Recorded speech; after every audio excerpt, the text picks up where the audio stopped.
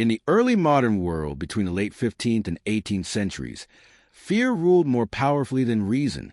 Entire communities trembled at the invisible presence of the devil, convinced that ordinary neighbors might be secretly conspiring with him. The result was one of the darkest chapters in human history: the persecution of people, mostly women, as witches. Some were hanged, some were strangled, but others met the most brutal death of all: burned alive. This is the story of one such case, a terrifying execution you've probably never heard of, but one that reveals a machinery of fear, power, and cruelty that engulfed Europe for centuries. Today we will reconstruct the story of Anna H., a composite figure based on real historical trial records from 17th century Central Europe. She was not a noble woman, nor a famous figure.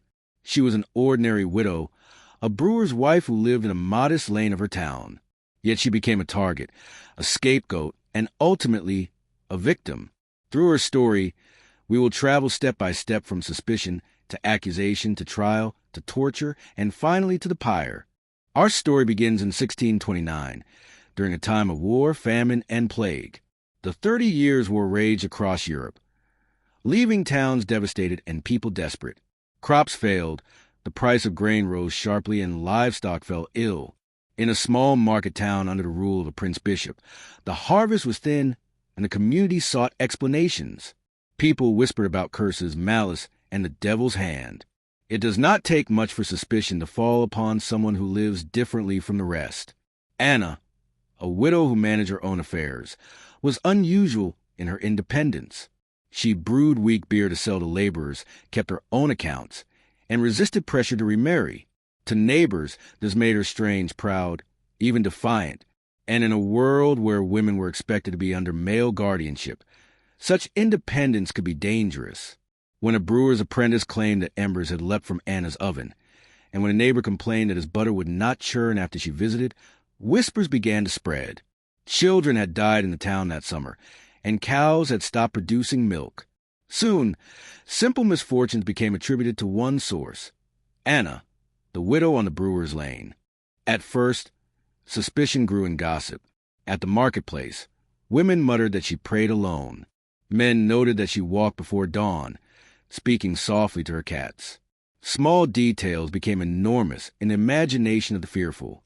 Every misfortune, every illness, every spoiled loaf of bread became evidence of her supposed powers. The clergy played their part as well. Priests preached that Satan walked among them, working through his servants, and that witchcraft was the greatest danger to Christian souls. People were taught to see evil in the most ordinary of events.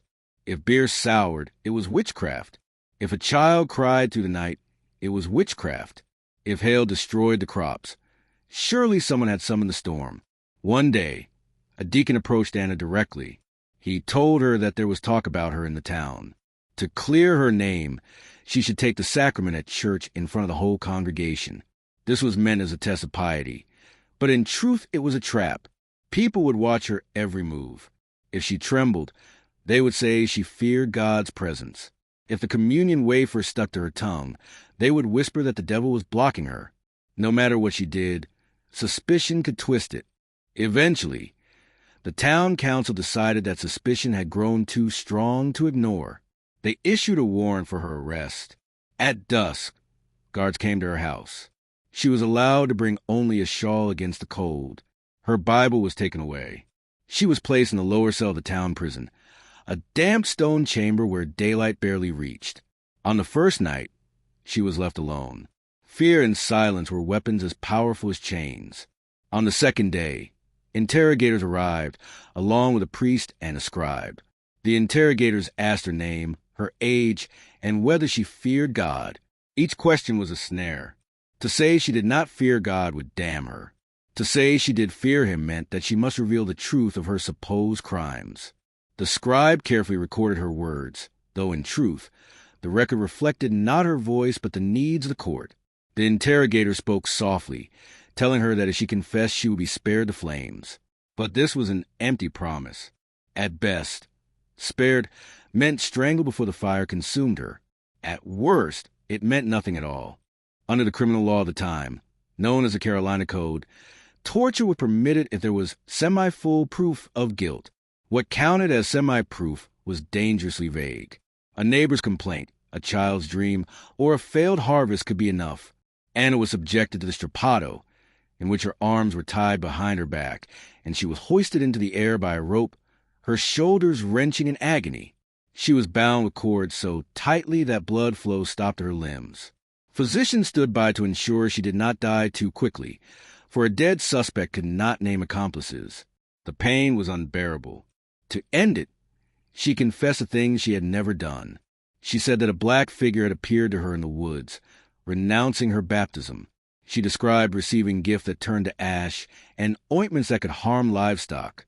She admitted to attending gatherings where the devil presided over dances and blasphemies. And under pressure, she named others: the tanner's wife, an old midwife, a lame miller's boy. None of these confessions reflected truth. They reflected agony. But to the court, they were proof. At dawn, Anna was placed on a wooden cart and taken through the streets. People crowded to watch. Some came out of piety, some out of fear, and others to the grim thrill of spectacle. Merchants sold food, children pushed forward for a glimpse, and neighbors whispered to one another. In the square, a stake had been driven into the ground, surrounded by bundles which smeared with pitch. The executioner tied her to the stake. In some cases, the condemned were strangled first, but in Anna's case, she faced the fire alive. The deacon read aloud a psalm, proclaiming that her soul would rise with the smoke to heaven. Anna's voice, hoarse from torment, rose in defiance.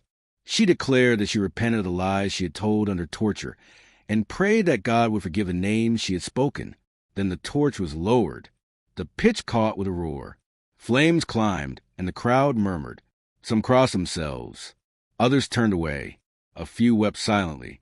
But most stayed and watched until the fire burned itself out. When the ashes cooled, they were raked and scattered. Nails and bones were sometimes collected as supposed charms. The stake was pulled down, and the square returned to its normal life. But in the records, a single line was written: Anna H., widow, convicted of maleficia and diabolical compact, punished by fire, goods seized for costs. Her name vanished in the alms roll, where widows had once received bread. Her house was reassigned to a relative of a councilman. Her possessions were absorbed into the town's economy, and the people she had named under torture were now under suspicion themselves. Within months, more trials would follow. The cycle widened, devouring new lives. The burning of Anna H. was not an isolated act.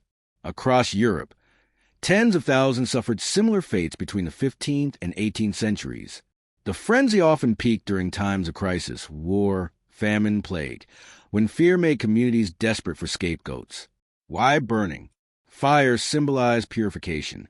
It erased the body, leaving nothing to bury, no grave to honor. It was meant to be both punishment and warning. But it was also cruel, slow, and final. It turned human beings into ash before the eyes of their neighbors. The story of Anna H. shows how ordinary fears, sharpened by authority and ritual, could transform into extraordinary cruelty. Gossip became accusation. Accusation became trial. Trial became torture. And torture ended in fire. Centuries later, we look back on these trials with horror, yet the mechanisms that drove them remain recognizable. Fear still seeks scapegoats. Authority still cloaks injustice in procedure. Crowds still gather to witness the downfall of others. Anna's story is forgotten in the dusty margins of old ledgers, but remembering her and others like her is an act of justice. It restores their humanity. It reminds us that they were not monsters, not witches, but ordinary people destroyed by fear. The next time you hear a rumor turn into certainty, the next time you see a crowd delight in condemnation, remember the widow of the brewer's lane. Remember the fire that consumed her. And remember how quickly suspicion can ignite into flames.